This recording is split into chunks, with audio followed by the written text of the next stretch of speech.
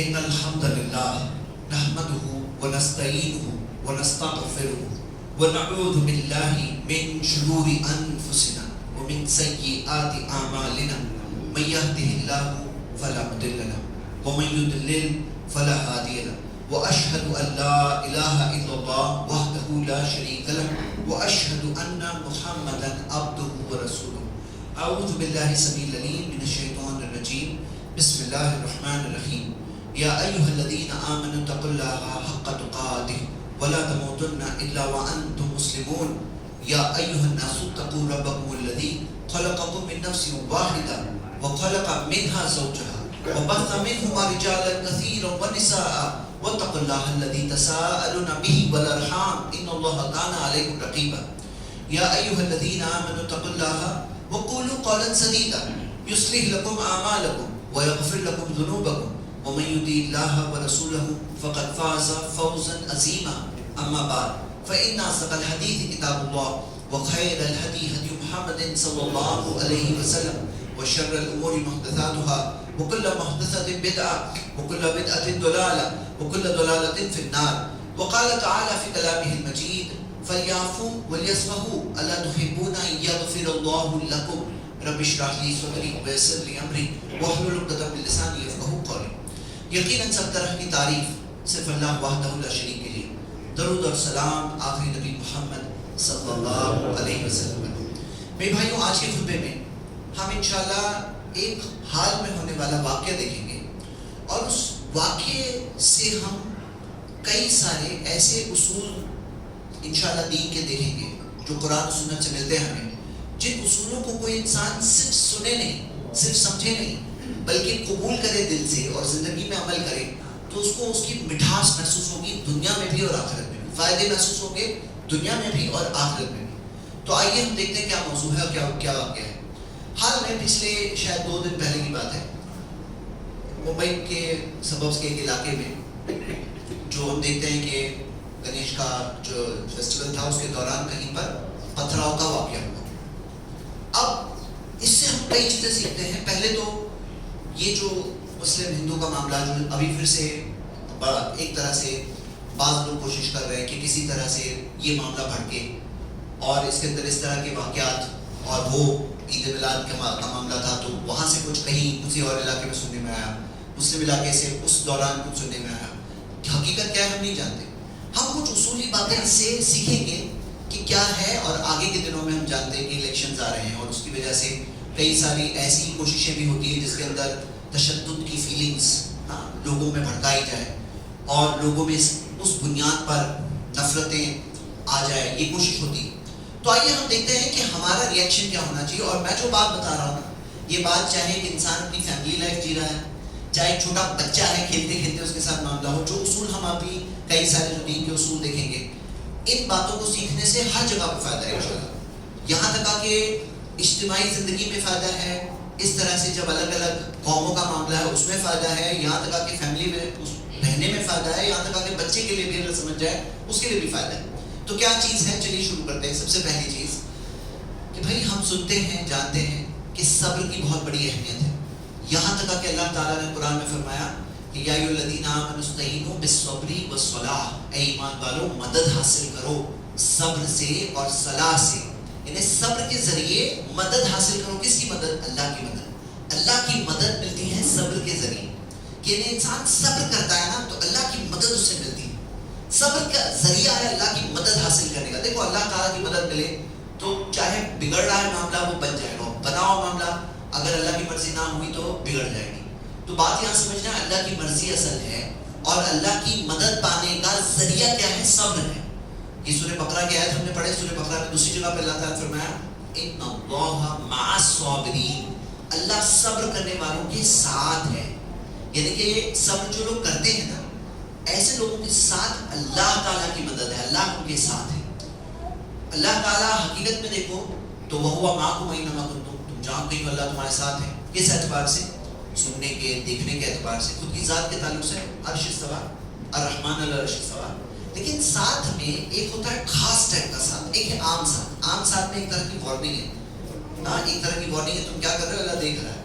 لیکن جو ان اللہ مع الصابرین جسے مائیت خاصہ کہتے ہیں، یعنی خاص ٹائپ کا ساتھ کہ اللہ تعالیٰ کا ساتھ ہے صبر کرنے والوں کے ساتھ، اس کا مطلب ہے اللہ کی خصوصی مدد ہے. اللہ تعالیٰ ان کے لیے معاملے آسان کرتا ہے.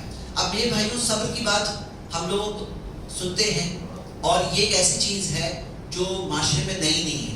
یعنی وتواصوا بالصبر اللہ تعالیٰ نے جو سکھایا سورۃ العصر میں کہ صبر کی تلقین کرتے ہیں. صبر کرنا بھی ہے اور صبر کی تلقین بھی کرنا ہے ایک دوسرے کو، کہ صبر کی تلقین کرنا ہے. یعنی یہ کوئی ایسی نئی بات نہیں کہہ رہا ہوں. لیکن یہاں سوچنے والی بات کیا ہے کہ اپنے دل میں یہ بات بٹھانی ہے کہ اگر میں صبر کروں گا تو اللہ کی مدد ملے گی، اللہ کا ساتھ ملے گا. اور اللہ کا ساتھ مل گیا تو اللہ تعالیٰ قرآن میں فرمایا سورہ آل عمران کی آیت نمبر 160 ہے کہ اگر اللہ تمہیں مدد کرے تو تم پر غالب نہیں آ سکتا، اور اگر اللہ چھوڑ دے پھر کون تمہیں مدد کر سکتا ہے. تو صحیح سمجھنے والی بات کیا ہے کہ صبر سے اللہ کی مدد ملتی ہے. یہ بات کو ذہن میں ایک انسان رکھے. کچھ بھی ہو، کوئی بھی معاملہ ہو، اللہ کی مدد سے وہ معاملہ آسان ہو سکتا ہے.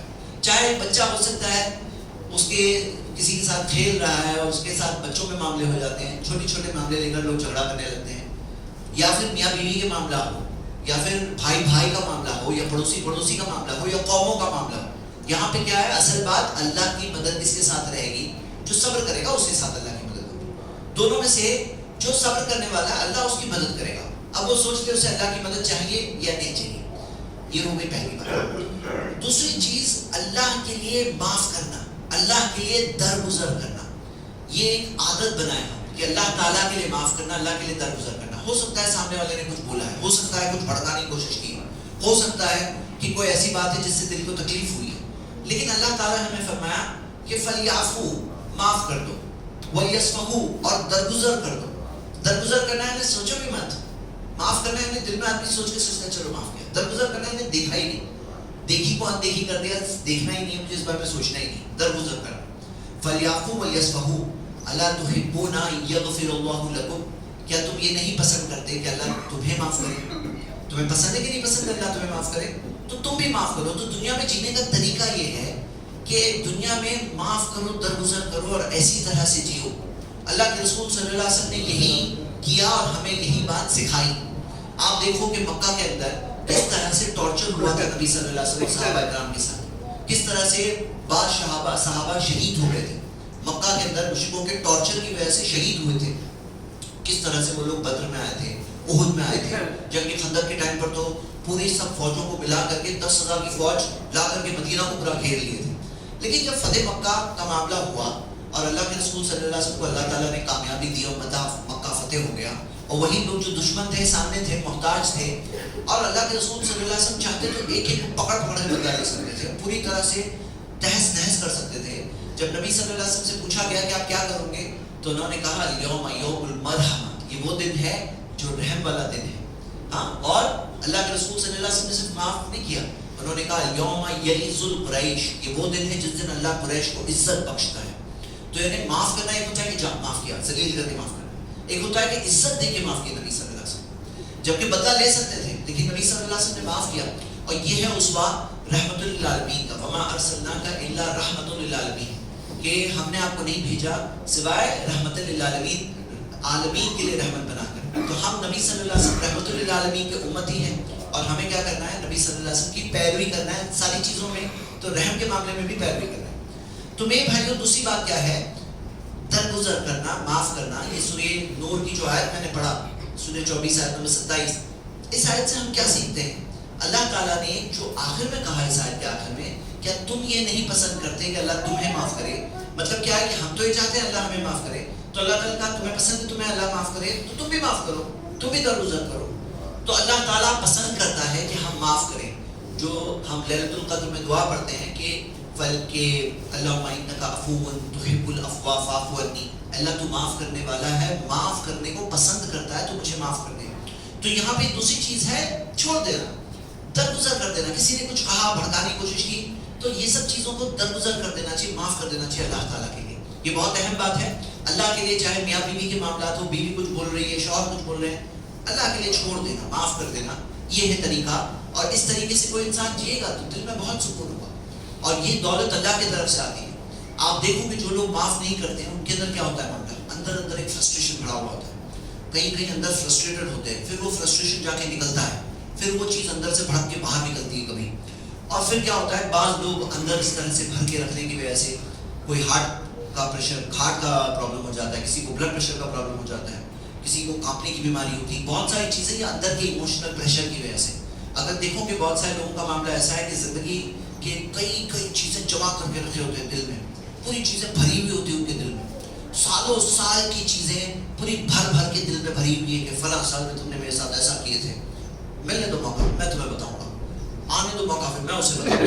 اب یہ چیز میں لوگ لگے رہتے ہیں اور سب بھرے ہوئے ہوتے ہیں یہ دل میں, جبکہ ہمیں کیا سکھایا گیا کہ دل صاف کر کے, یہاں تک کہ روز جب رات میں بھی سو تو ایسے نہیں سو دل میں بھر کے سو رہے ہیں. یہاں تک کہ آپ دیکھو گے کہ حدیث ہے کہ اللہ کے رسول محمد صلی اللہ علیہ وسلم نے فرمایا کہ تفتح ابواب الجنہ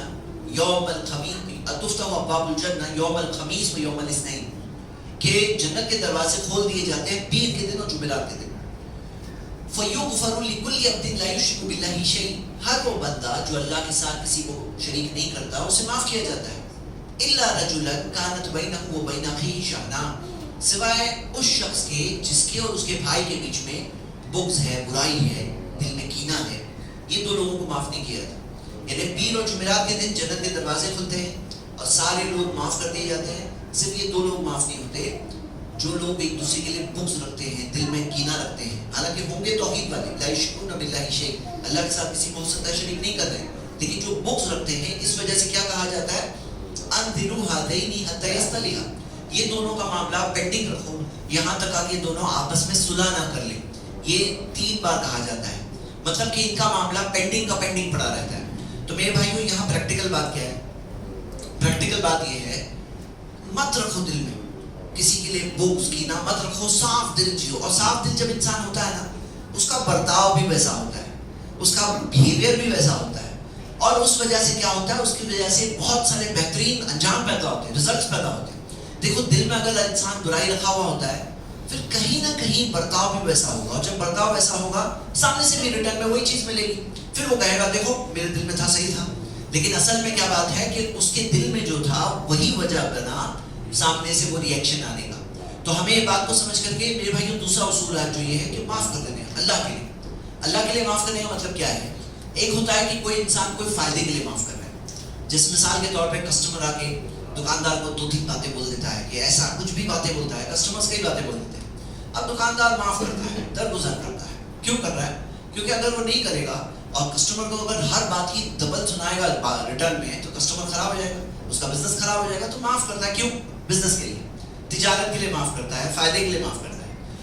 اسی طرح آفیسز میں کئی بار ہم دیکھتے ہیں باسز کا موڈ خراب ہوتا ہے, باس کا موڈ خراب ہے اور وہاں پہ باس 2 باتیں زیادہ بول دیتے ہیں. کئی بار جو باس ہوتے ہیں ان کو نہیں کرنا چاہیے ایسا, لیکن کئی بار اپنے ماتحتوں کو, امپلائیز کو 2 باتیں زیادہ بول دیتے ہیں. تو بھی امپلائیز کیا کرتے ہیں, باس کی بات کو تھوڑا سا گھونٹ بھی لیتے ہیں, معاف کر دیتے ہیں, درگزر کرتے ہیں, سناتے نہیں. کیوں؟ کیونکہ اگر سنائیں گے ریٹرن میں تو جاب خطرے میں آ جائے گا, پروموشن خطرے میں آ جائے گا. معاف کرتے ہیں. کیوں کرتے ہیں؟ یہ اللہ کے لیے معاف کرنا ہوا نہیں, یہ ہوا کام کے لیے معاف کرنا, اپنی روزی کے لیے معاف کرنا یا پیسوں کے لیے معاف کرنا. یہاں پہ ہم بات کر رہے ہیں اللہ تعالیٰ کے لیے چھوڑ دو. چاہے بیوی کو ہم کہہ رہے ہیں شوہر کے تعلق سے, شوہر کو کہہ رہے ہیں بیوی کے تعلق سے, بھائی سے کہہ رہے ہیں بھائی کے تعلق سے, پڑوسی سے کہہ رہے ہیں پڑوسی کے تعلق سے, قوم سے کہہ رہے ہیں دوسری قوموں کے تعلق سے. چھوڑو بھائی, مت رکھو دل میں یہ سب, صاف دل ہو کے جیو, اللہ کی مدد ملتی ہے. تو یہ ہو گیا دوسرا اصول. تیسرا اصول, اور وہ ہے جہالت کا جواب کیا ہوتا ہے. یہ بات کو ذہن نشین ہی نہیں بلکہ سمجھ کے اپنی عادت میں شمار کر دیں ہم سب. وہ کیا ہے کہ سامنے سے اگر کوئی جہالت کی بات آ رہی ہے, جہالت یعنی اگنورنس, بالکل جہالت, جاہلوں ایسی بات ہو رہی ہے سامنے سے, تو جہالت کا سب سے اچھا جواب کیا ہے آپ کو پتا ہے؟ جہالت کا سب سے اچھا جواب ہے اس کا کوئی جواب نہ دیا جائے, اس کو نظر انداز کیا جائے. قرآن میں بار بار یہ بات آتی ہے وَأَعْرِضْ عَنِ الْجَاهِلِينَ, جاہلوں سے اعراض کرو. ہاں, سورۃ الاعراف کی آیت نمبر آخر میں 200 سے کے قریب میں تک شاید 99 ہے کہ جاہلوں سے اعراض کرو, جہالت کی چیز کا جواب مت دینے بیٹھو. وَإِذَا خَاطَبَهُمُ الْجَاهِلُونَ قَالُوا سَلَامًا, جب جاہل ان کے ساتھ بات کرتے ہیں تو کہتے ہیں السلام علیکم, مطلب ٹھیک ہے چلتے ہیں, معاملہ ختم. میرے بھائیو یہاں سمجھنا ہے کہ جہالت کی چیز کا اگر کوئی جواب دے کر اس کے جواب میں کچھ اور چیز کرتا ہے جو شمار کیا جائے گا کہ اس سے بڑی جہالت کا کام تم نے کیا کہ تم نے جہالت کا جواب دی. تو جہالت کا کیا جواب ہوتا ہے؟ اس کو نظر انداز کرنا. جیسے مثال دیتا ہوں کہ آپ اگر کسی راستے پر چل رہے ہو اور کوئی آپ پہ ہنس رہا ہے, اب اگر آپ پیچھے مڑ کر اس کو دیکھو گے, اس کو نظریں دکھاؤ گے, اس کو ریئیکشن دو گے, غصہ ظاہر کرو گے, دکھاؤ گے کہ مجھے کچھ ہو رہا ہے, تو اس کو ہمت ملے گی اور اس کو اور انکریجمنٹ ملے گا, اس کو لگے گا کہ میں اور تھوڑا ہنسوں اور مذاق اڑاؤں ان کا, دیکھو کیا ہو رہا ہے. لیکن اگر آپ اسے نظر انداز کر دو, اسے اگنور کرو, تو ایسا لگے گا کہ کوئی پاگل آدمی ایسے ہی ہنس رہا ہے. مطلب بات سمجھنا کیا ہے کہ وہ چیز اپنا دم توڑ دے گی. جہالت دم توڑتی کب ہے؟ جب اس کو نظر انداز کیا جائے. موسیٰ علیہ السلام فرعون کے دربار میں تھے, فرعون نے کہا وما رب العالمین, رب العالمین کون ہے؟ تو موسیٰ علیہ السلام نے کہا رب السماوات والارض وما بینہما ان کنتم موقنین, آسمانوں کا رب, جو زمین کا رب اور جو کچھ ان دونوں کے درمیان میں ہے ان دو سب کا رب, اگر تم یقین لے آؤ, اس میں ایمان لے آؤ. تو فرعون نے کہا قال لمن حولہ الا تستمعون, آس پاس والوں سے فرعون نے کہا سن رہے ہو تم لوگ سب, سن رہے ہو؟ تو موسیٰ علیہ السلام نے کہا ربکم ورب آبائکم الاولین, تمہارا رب تمہارے باپ دادا کا رب. فرعون نے کہا ان رسولکم الذی ارسل الیکم لمجنون, یہ جو رسول تمہارے پاس بھیجا گیا نا تو پاگل ہے. تو موسیٰ علیہ السلام نے کہا رب المشرق والمغرب وما بینہما, کہ مشرق کا رب مغرب کا رب کچھ دونوں کے درمیان ہے اس کا رب. اب موسیٰ علیہ السلام جو جواب دے رہے ہیں اس میں بہت بڑی حکمت ہے. فرعون کیا کر رہا ہے؟ جہالت کی بات کر رہا ہے. جو فرعون نے کہا نا یہ تم سن رہے ہو یہ کیا ہے، موسیٰ علیہ السلام نے جواب نہیں دیا ہاں سنو میری بات. موسیٰ علیہ السلام نے فرعون کی اس دوسری بات کا کوئی جواب نہیں دیا. اور جو تیسری بات فرعون نے کہا یہ رسول جو بھیجا گیا تو پاگل ہے، ہاں مجنون ہے، مجنون یقیناً یہ تو پاگل ہے. تو موسیٰ علیہ السلام نے اس کا بھی کوئی جواب نہیں دیا. موسیٰ علیہ السلام نے کس چیز کا جواب دیا؟ جو پہلا سوال تھا فرعون کا، رب العالمین کون ہے؟ کہ فرعون کیا کہتا تھا؟ انا ربکم الاعلی، میں تمہارا رب سب سے بڑا ہوں. تو موسیٰ علیہ السلام نے اسی سوال کا جواب دیا کہ رب العالمین کون ہے، تین طریقے سے دیا کہ آسمانوں کا رب، زمین کا رب، جو کچھ ان دونوں کے درمیان ہے، یعنی کہ ورٹیکل. فرعون کیا تھوڑی سی بادشاہ تھی اس کی اور سمجھتا تھا رب ہے، ہاں انا ربکم الاعلی کہتا تھا. تو موسیٰ علیہ السلام کیا بتا رہے ہیں؟ اللہ کون ہے؟ آسمانوں کا رب ہے، زمین کا رب. تم تو چھوٹے سے ٹکڑے کی تمہاری حکومت ہے خالی، لیکن اللہ آسمانوں کا رب ہے، زمین کا رب ہے، جو کچھ اس کے درمیان میں. دوسرا جو پوائنٹ جو موسیٰ علیہ السلام نے کہا تمہارا رب تمہارے باپ دادا کا رب، یعنی تم تو آج ہو نا، کل کہاں تھے اور آگے کل کہاں ہو. تو موسیٰ علیہ السلام نے کہا اللہ تو تمہارا رب تمہارے باپ دادا کا رب. اور تیسرا کیا بتایا؟ مشرق کا رب اور مغرب کا رب، کہ تم تو یہاں چھوٹی سی حکومت ہے. اللہ مشرق کا رب ہے، مغرب کا رب ہے، جو کچھ ان دونوں کے درمیان میں ہے سب کا رب ہے. یعنی تین طریقے سے موسیٰ علیہ السلام نے وہ پہلے سوال کا ہی جواب دیا، لیکن پہلے سوال کا جواب تب دیے جب دوسرے اور تیسری بات کو نظر انداز کیا. میرے بھائیوں یہ سمجھداری کی بات ہمیں اپنے مزاج میں لانا ہے. کہیں بھی ہو سامنے والا کب جہالت کی بات بول رہا ہے آپ کو سمجھ میں پہلے تو آنا چاہیے، اور جب سمجھ میں آ گیا تو اس کا جواب کیا ہے؟ نظر انداز کرنا. اپنے آپ کو ٹرین کرو کہ جہالت کی بات کا میں جواب نہیں دیتا، میں اس کا جواب یہ دیتا ہوں کہ میں اس کا کوئی جواب نہیں دیتا. یہ عادت ہونی چاہیے. اب جہالت کی بات کوئی بھی کہہ سکتا ہے. کبھی ہو سکتا ہے کسی کی بیوی غصے میں آ گئی اور باتیں بول رہی ہے، تو جب جہالت کی بات ہے اس کا جواب دینے میں بیٹھو. یاد رکھو کتنی جنگیں ہوتی ہیں نا جو میاں بیوی کی ہوتی ہے آپس میں، جو آرگیومنٹ ہوتے ہیں اس میں اگر آپ نے سامنے والے کو ہرا دیا نا تو خود ہار گئے. کبھی کبھار ایسا ہوتا ہے کہ نظر انداز کر کے جیت جاؤ گے، اور ہر چیز میں آرگیو کر کے اگر آپ جیت جاؤ گے تو جیتے ہوئے شخص ہارا ہوا ہوتا ہے کہیں پر، کیونکہ اس کے اندر یہ بہت بڑی حکمت ہے. یہ بہت بڑی حکمت ہے کہ جہالت کی چیزوں کو اگنور کر کے جو سمجھداری کی بات ہے اس کا جواب دو، جو اصل بات ہے اس کا جواب دو. تو یہ ہو گیا تیسرا اصول. پہلا اصول کیا تھا؟ صبر کرنا. صبر سے کیا ہوتا ہے؟ اللہ کی مدد ملتی ہے. دوسری چیز کیا ہے؟ معاف کرنا، درگزر کرنا. کیونکہ اللہ تعالیٰ کی ہم سے ہمیں مغفرت چاہیے، تو ہم ایسا نہیں کہہ سکتے اللہ مجھے معاف کر دے لیکن میں کسی کو معاف کروں، میں کسی کو معاف نہیں کروں گا، میں سب کے لیے دل میں کینہ بھر کے رکھوں گا لیکن اللہ تو مجھے معاف کر. ایسے نہیں ہوتا ہے. تم نہیں معاف کرو گے تو پیر اور جمعرات کو سب توحید والے معاف ہوں گے لیکن تم نہیں معاف ہونے والے. حدیث ہم سن چکے ہیں، صحیح مسلم کی حدیث ہے. تیسری بات وہ ہے جہالت کا کیا جواب ہے؟ نظر انداز کرنا. چوتھی بات میرے بھائیوں یاد رکھو ایک بات کو، یہ قوموں کے تعلق سے جب بات ہوتی ہے تو بہت امپورٹنٹ اصول ہے. اسلام نے اصول کیا دیا ہے؟ انصاف کا اصول. مطلب کیا؟ انصاف کا معاملہ کیا ہوتا ہے؟ کئی بار ایسا ہوتا ہے کہ ایک شخص نے کام ایسا کیا، غلط کام، اور اس کا بھگتان دوسرے شخص کو، اس کی قوم کو، اس کے قوم کے دوسرے شخص کو، دوسرے کئی لوگوں کو بھگتنا پڑتا ہے. نبی صلی اللہ علیہ وسلم نے فتح مکہ کے وقت پر کہا کہ میں جہالت کے زمانے کے خون کے انتقاموں کو میں اپنے جہالت کی جو چیزوں کو میں اپنے پاؤں کے نیچے روک دیتا ہوں، اور جہالت کے زمانے کے جو خون کے انتقام ہوتے ہیں یہ پوری طرح سے میں ختم کر دیتا ہوں، ختم کیا ہے میں نے. یہاں کیا معاملہ ہے؟ جہالت کے زمانے میں کیا ہوتا تھا؟ خون کا انتقام. قبیلے ہوتے تھے. اب ایک قبیلے کے ایک شخص نے دوسرے کا اگر قتل کر دیا تو وہ دوسرا قبیلہ کیا کرے گا؟ وہ ایک آدمی کو نہیں مارنے آئے گا، کہے گا ہم وہ قبیلے والوں کو سکھائیں گے مزہ کہ ہمارے قبیلے کے ساتھ تم نے ایسا کیا، اب دوسروں کو ہم سکھائیں گے. مطلب کیا کہ اگر ایک شخص نے کیا ہے کوئی ظلم تو وہ ایک کو سزا نہیں دیتے تھے. وہ لوگ کہتے تھے ہم پورے قبیلے کو مزہ چکھائیں گے. اور اسی طرح سے جنگیں چلتی رہتی تھی سالوں سال تک. ایک کے بدلے میں 100 کو مارا جاتا تھا، 50 کو مارا جاتا تھا. اور یہ سب چیزیں جو خون کے انتقام چلتے تھے نبی صلی اللہ علیہ وسلم نے اپنے پاؤں کے نیچے رونق دیا یہ سب جہالت کی چیزیں. آپ دیکھو گے کہ اسلام نے تو یہ قاعدہ دیا کہ اللہ کے رسول صلی اللہ علیہ وسلم نے سکھایا کہ کوئی شخص ظلم کرتا ہے نا تو ظلم جو ہے وہ قیامت کے دن کا اندھیرا ہے. ظلم جو ہے قیامت کے دن کا اندھیرا ہے. صحیح بخاری کی حدیث ہے. اور ظلم ایک ایسی چیز ہے کہ کوئی شخص کسی کو کرتا ہے اسے بھگتان کرنا پڑے گا. دنیا میں نہیں کیا تو آخرت میں اپنی نیکیوں سے بھرنا پڑے گا. یہاں تک آگے نبی صلی اللہ علیہ وسلم نے فرمایا، سنن ابو داؤد میں حدیث صحیح سند سے ہے، اتقوا دعوت المظلوم. مسند احمد میں حدیث صحیح سند سے ہے، اتقوا دعوت المظلوم. مظلوم کی بد دعا سے کرو. جو جو مظلوم ہوتا ہے اس کی بد دعا سے ڈرو. اب حدیث کے یہ الفاظ سنیے, وَإِنْ كَانَ كَافِرًا, چاہے وہ کوئی غیر مسلم ہی کیوں نہ ہو. مطلب کوئی غیر مسلم بھی کیوں نہ ہو تو ایسا نہیں ہے کہ ارے بھائی غیر مسلم ہے اس میں ظلم کر سکتے ہیں. معاملہ ایسا ہے جو مظلوم ہے اس کی بد دعا سے ڈرو, کیونکہ اس کے اور اللہ کے بیچ میں کوئی بیریئر نہیں ہوتا. یاد رکھیے کہ یہ چیز ایسی ہے کہ ہمیں سکھایا گیا کہ ظلم کرو گے تو تم سامنے والا جو اگر ہاتھ اٹھا لے گا اللہ سے مانگے گا تو پھر اس کی بد دعا سے تم ڈرو. یہ دنیا کے اندر تم پہ سزا ہوگی, لیکن آخرت کی سزا اصل ہے. اندھیرے میں ہوگا ایک انسان ظلم کرنے والا, قیامت کے دن اپنی نیکیوں سے بھرپائی کرے گا, ایک ایک ظلم کی بھرپائی کرے گا. ظلم کہاں کیا, دنیا میں کیا. دنیا کتنے دن کی ہے, تھوڑی سی زندگی ہے. آخرت کتنی بڑی, ہمیشہ ہمیشہ. پیمنٹ کہاں کرے گا, وہاں پہ پیسوں میں نہیں کرے گا, وہاں پہ اپنی نیکیوں سے پیمنٹ کرے گا. نقصان کیا ہوگا, اس کا نقصان ہوگا کیونکہ نیکیوں کی تو ہر کسی کے پاس شارٹیج ہوگی. تو میرے بھائیوں, ظلم کرنے والا بہت بڑا بیوقوف انسان ہے. کیوں؟ کیونکہ آج دنیا میں تو ظلم کر رہا ہے, اپنے آپ کو بہت بہادر سمجھ رہا ہے کہ میں ظلم کیا.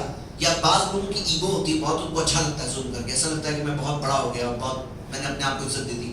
لیکن اصل بات کیا ہے, کل قیامت کے دن جب بھرپائی کرے گا اور دیکھے گا کہ میرے ترازو میں سے میری نیکیاں جا رہی ہیں اور نیکیاں ختم ہو گئی, تو سامنے والے کے گناہ اس کے اوپر ڈالے جائیں گے کہ سامنے والے کے گناہ کا بوجھ اب یہ اٹھائے گا.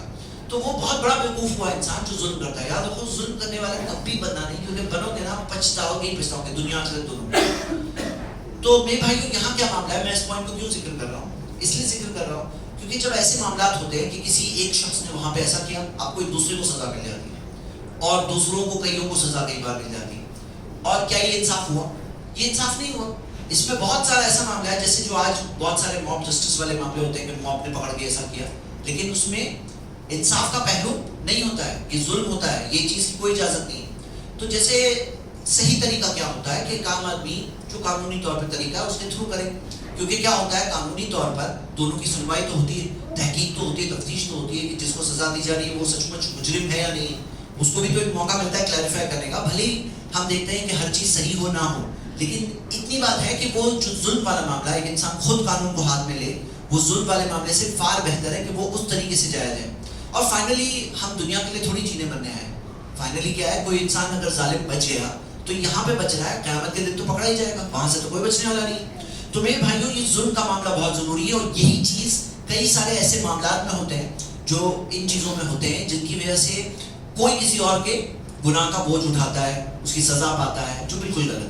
یہ ہو گئی چوتھی بات. پانچویں بات میرے بھائیوں, ایک اصول ہے, یہ اصول اپنی لائف میں بنائیں. وہ یہ کہ کوئی اگر ہمارے ساتھ برا کرے تو ہمیں کیا کرنا چاہیے. ہمیں اسلام نے یہ سکھایا کہ کوئی تمہارے ساتھ برا کرے تم اس کا جواب دو اچھا کر کے.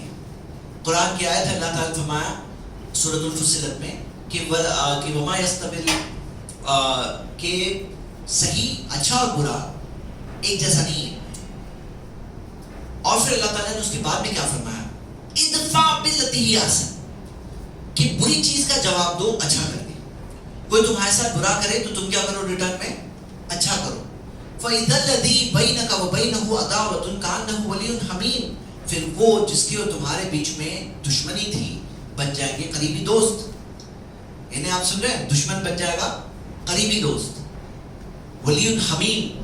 پھر اللہ تعالیٰ نے فرمایا وَمَا يُلَقَّاهَا إِلَّا الَّذِينَ صَبَرُوا, لیکن یہ نہیں ہوگا سوائے ان لوگوں کے ساتھ جو صبر کرتے ہیں.